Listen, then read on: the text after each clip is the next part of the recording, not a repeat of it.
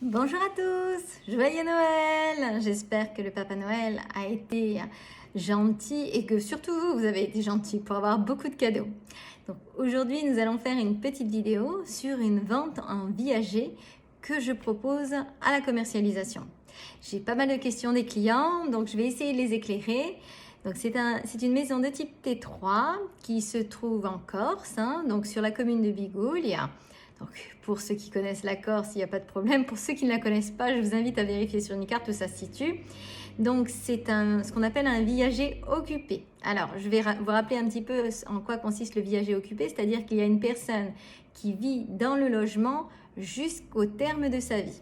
En l'occurrence, là, c'est un viager, ce qu'on appelle sur deux têtes. Donc, c'est-à-dire que deux personnes peuvent vivre jusqu'au terme de leur vie dans le logement. Ce n'est pas un locataire, c'est le propriétaire.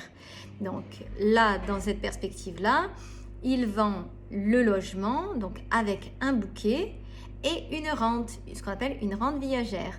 Donc dans ce cadre-là, le bouquet est de 27 000 € et la rente est de 379 € mensuels jusqu'au terme de la vie des deux personnes.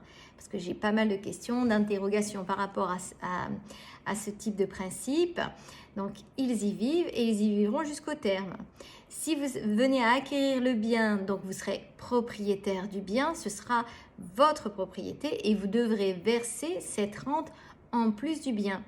Donc, la somme initiale et la rente viagère ont été estimées par rapport à la valeur du bien. À savoir qu'il s'agit quand même d'une maison de type T3 d'environ 75 à 80 mètres carrés avec une belle terrasse et une vue sur la mer et un jardin de 480 mètres carrés. Bon, plutôt un petit terrain avec cette surface.